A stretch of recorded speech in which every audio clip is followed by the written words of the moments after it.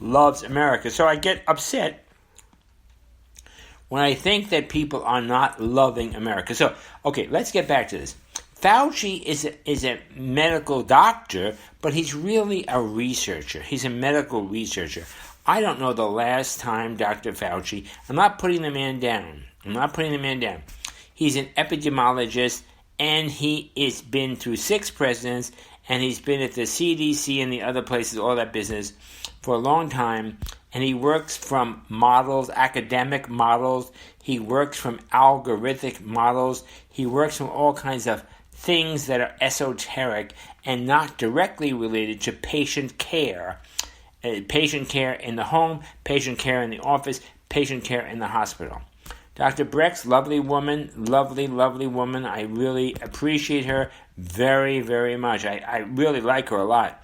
However, she is also a colonel in the military, or was, reserves obviously, retired. I'm sorry, maybe not active duty, but then retired. And then a medical doctor herself, but a researcher, a person who deals with data, algorithms and spreadsheets and Microsoft and possibilities and maybes and statistics, not with real people in real life and death situations.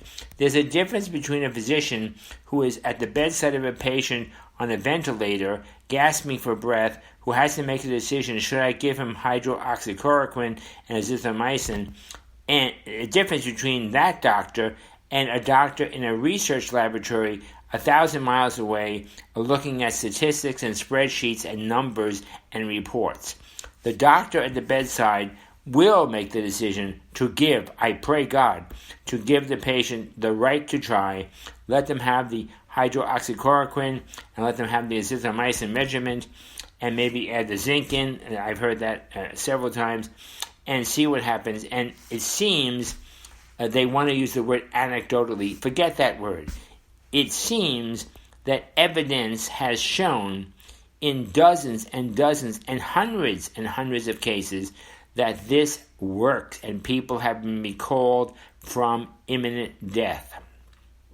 And Dr. Stephen Smith, who appears on the Laura Ingraham show, he's a great guy. He's not the best at speaking publicly. He's not the best at dealing with cameras and all that. He's a doctor. He deals with patients. He goes he's on the front lines. He's in the trenches. This is a soldier. This is a warrior. This is a champion. This is not a media star.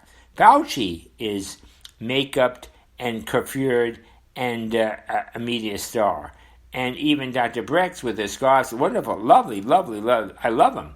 But she's more of a media, although less than Fauci, a media star. But Dr. Stephen Smith is a doctor with real people, real time, real patients, and he has to deal with real life and death situations every day, and he has to go to sleep at night knowing, hopefully, that he has done the best he can, and if some of these good people who he has taken under his care die, he will not be personally responsible for their death. This is the difference.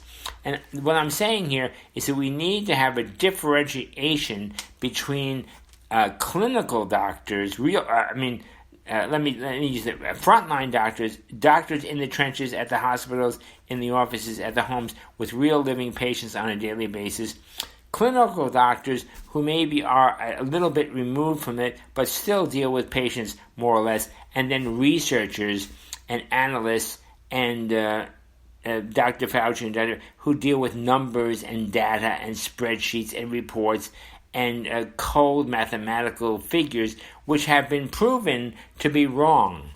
We went from 2 million deaths to 200,000 deaths, 2 million deaths projected, Fauci, then 200,000 deaths projected, Fauci, then maybe 150,000 deaths, Fauci, and then less than 100,000 deaths, Fauci. So, yes, he has had the integrity to adjust the model downward, but in the same token, he advised the President of the United States, and Brecht advised the President of the United States based upon old-fashioned models, outdated data,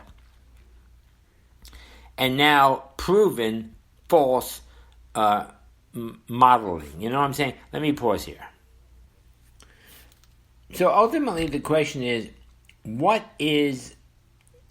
should be the president's relationship with the doctors? Now, the anti-Trump press, also known as the fake news, or the mainstream media, or the lamestream media, or whatever you want to call it, the Democrat National Committee, DNC News, whatever. I don't care about that. That's not important to me. But what should be, or what is the president's relationship with the doctors? Well, the president, Fauci, has said repeatedly, and how would we say her name? I'm sorry, I apologize, Dr. Brix, but I don't know how to say your name. It always confuses me. And I apologize for that. Please accept my apology. Have said that the president has taken their medical advice seriously. So the president is not a doctor. He does not pretend to be a doctor, and he respects doctors. He has ultimate confidence in doctors, and he took their advice seriously, and that advice has proven to be grossly false, overwhelmingly inaccurate, and led to an economic wound to the society, which is very dangerous. So the question is, and how did that happen? Well, all along from the very beginning, the antagonistic press has said, follow the science, let the doctors rule, follow the science. Well, the science was faulty. The science was wrong. The science led in the wrong direction. And the science, although corrected, did very, very deep economic damage. And that is not where we want to go. So the question is, from this day forward, which is Good Friday, 2020, what should be the president's relationship with the doctors? Well, just take their advice, listen to their advice, analyze their advice, and apply it in the medical realm, and leave the economics and the rulership. We elected President Trump not to be a ruler, but to be an administrator, to be a champion, to be a caretaker of the public good, a protector of the public good, a promoter of the public good, a champion of the public good. Now, in the sense of medicine, he has done that. In the sense of politics, he has done it. In the sense of the economy, he has done this. But this perfect storm of doctors and all that good stuff that's happened to us in these last 4 weeks or so has created a great amount of difficulty for the American people. And so the president, I believe, needs to, while respecting and while honoring the medical advice of his advisors, the president needs to move beyond them to his economic advisors. And here, I think the president needs to look at Larry Kudlow, he does do that. And this is nothing new. He does do that. Steve Mnuchin, and he does that. He has done that, and he is doing that.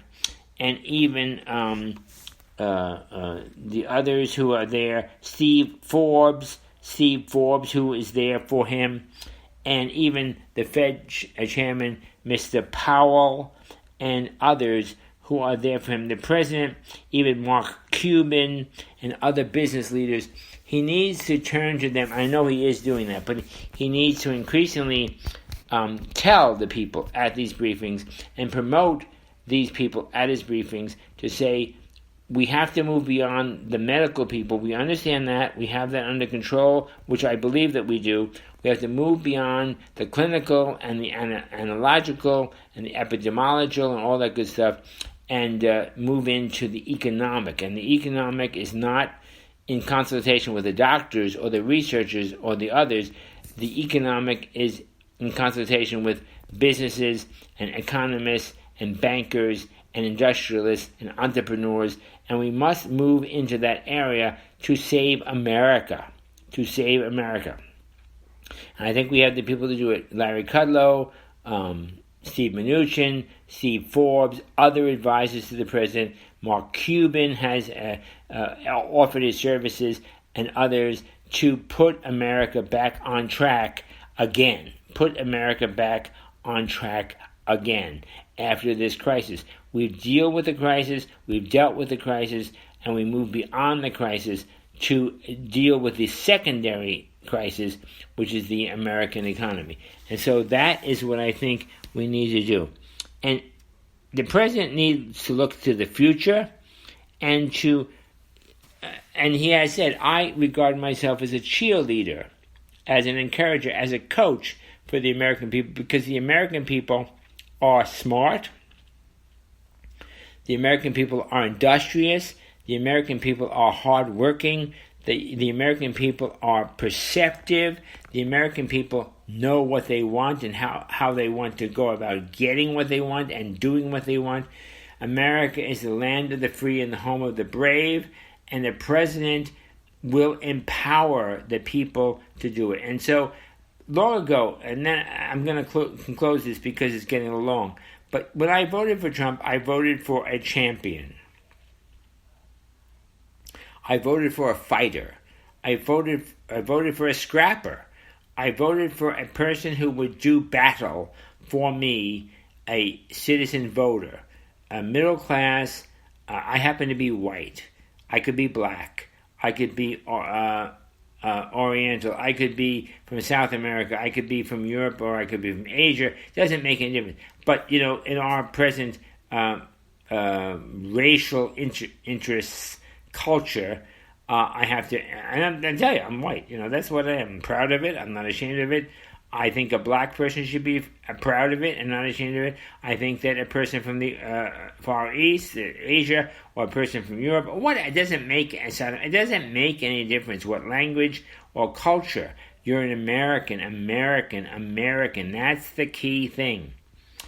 And we have a champion who fights for all of us, whether lower class, middle class, upper class. He doesn't care. He fights for the upper class. He does. He fights for the upper middle class. He fights for the middle class. He fights for the lower middle class. He fights for those whose economics bring them below the middle class.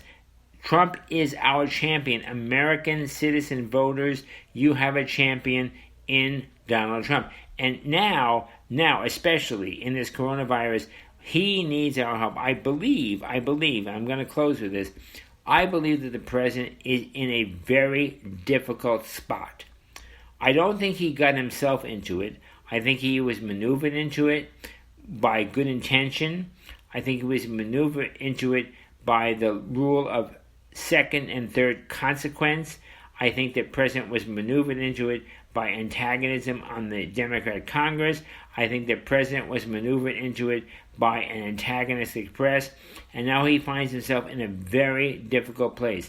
And I ask you, my listeners, and all American citizen voters, to support the president, because he needs our help. He needs our help. If there's anything in 3 years of President Trump's presidency, if there's any point, if there's any instance when he needs our help, he needs our trust, he needs our support, it's now. He needs us in order that we can't do it, I can't do it, you can't do it, let's be realistic.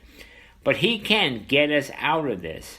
He can get us out of this medical crisis. He can get us out of this economic crisis. He can make America great again for the second time, make America great again, and then again, because he has to do it all over again, with our help, with our trust, with our support, with our prayers, with our cheerleading him. We need to cheerlead him. We need to say, you can do it, Mr. President, go for it. You can do it, Mr. President, go for it. The president is tired.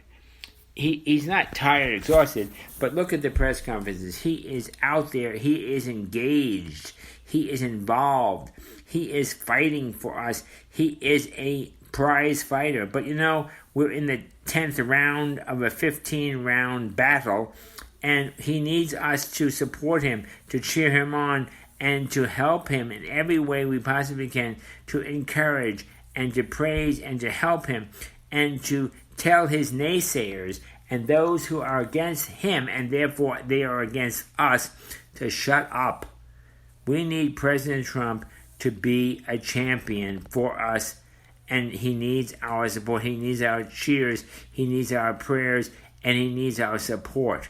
And so I believe that right now, on this Good Friday of 2020, we can get out of this in 2